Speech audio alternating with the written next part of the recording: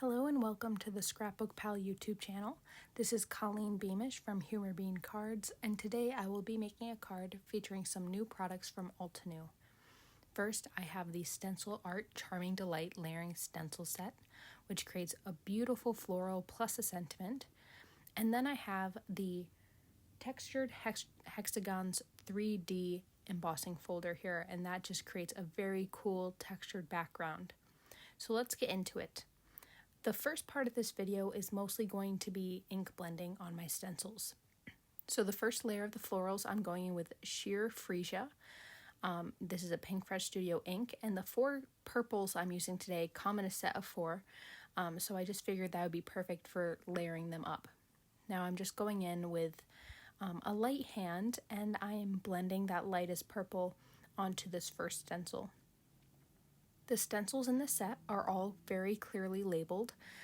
Each stencil has a number on it, and then each image layer has a number and letter as well. The set also comes with a layering guide to show you the best, not necessarily the best colors, but which layers should be lightest versus darkest, and how they all layer together. So I'm just going to keep going in. These stencils are very easy to line up, especially when they have like an etched outline of the full shape, so you know how to line it up exactly, which I found very useful.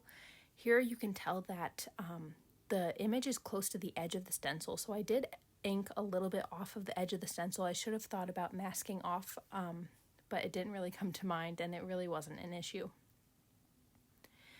The paper I'm blending on is heavyweight cardstock, and I just have a large piece. It's 4¼ by 8½, and that was just because I wasn't sure how large the image was going to be altogether, and I didn't want it to go off the edge of a typical A2 card front.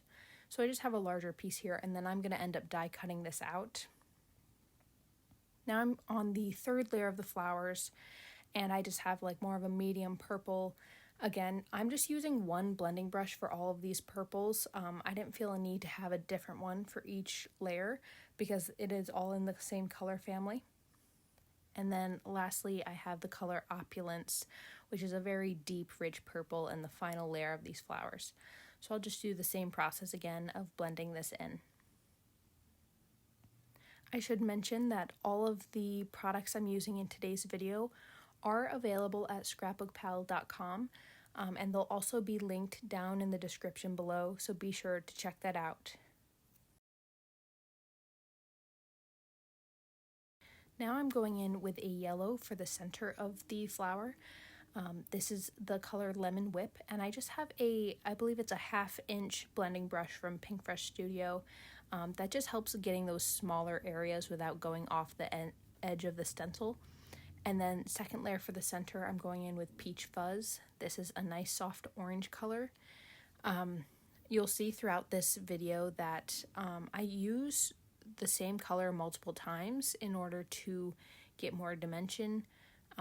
And if you don't have a wide range of inks, just layering up that same color to make it darker really works well for the contrast. So this is the color Apricot, and I'm going in on the 3rd layer of that flower center, and then I'm using that same color Apricot to add in the 4th layer of the flower center, which is kind of like this spotted stencil. I didn't have a deeper color for this, and I think it turned out great either way.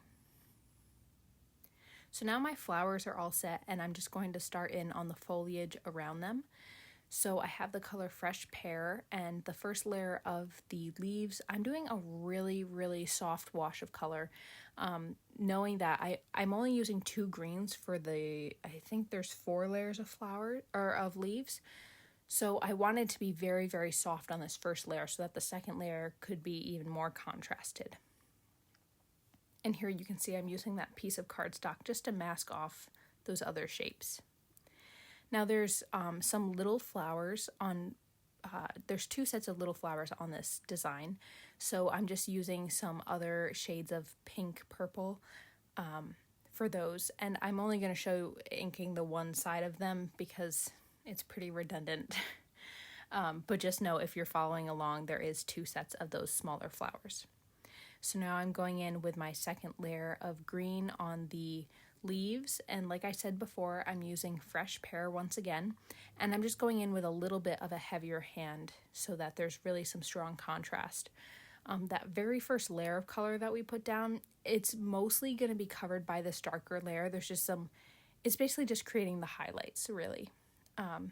So once I have that all set, then I'm going in for the second layer of those smaller flowers with the color Candy Violet. This is one of my favorite Pinkfresh Studio ink colors. It's just so rich and pretty. So that will be the second layer, and once again, I'm only showing the first grouping of those smaller flowers. The 1/2-inch blending brush makes it super easy to get these smaller stencil spots because it really gets around the edges of the stencil so you get the full shape. Now I'm going in with my second green color. I think it's called something Meadow. I missed it when it popped up. But like I said, everything will be linked down below. So I'm going in not with too heavy of a hand because there is going to be a layer of the same color on top, but it is getting very vibrant, which is what I was going for. So the next layer for the smaller flowers is called Regal Kiss, and this one's really deep. It doesn't take a lot of ink in order to cover all of those little spots on the stencil. And now we just have one more layer of green. So this is going to be the darkest layer, and so I'm really going to, layer up that ink and be pretty heavy-handed. And I did take some time doing this. The video, it's not sped up, but I do kind of cut out of it. But I did take the time to really layer up that green so that there would be good contrast between the previous color and this one.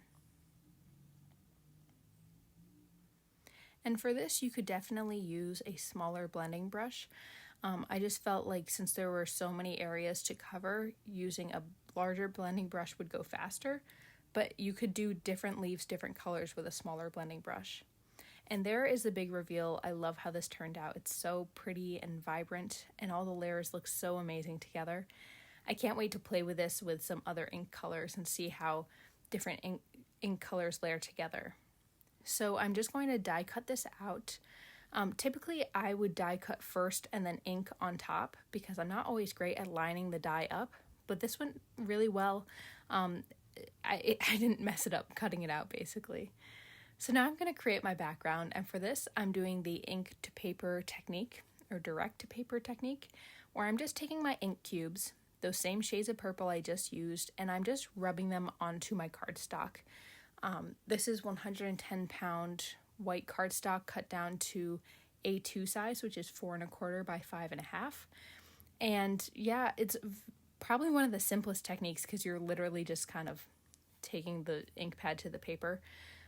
What's really good to know about the Pinkfresh Studio inks is that they dry back quite a bit. So while it looks pretty splotchy here, I wasn't all that concerned knowing that it would even out pretty well. I dragged the color up into the previous color just to get that bit of blend, and I'll also come back in once I put all the colors down to blend it a bit more. I love how this opulence color looks. It's so deep and rich. So once I have all the colors down, you can even see it kind of dry back as I go. I'll just come back in with that middle color. I'm not remembering the name at this moment. And then I'll come back with the lightest color and go over that again. I skipped I think it was called Wisteria, the second color when I went back in because it was very gray and I wanted to lean more towards purple. I did take my heat gun to that just to dry it a bit before I put it into my embossing folder.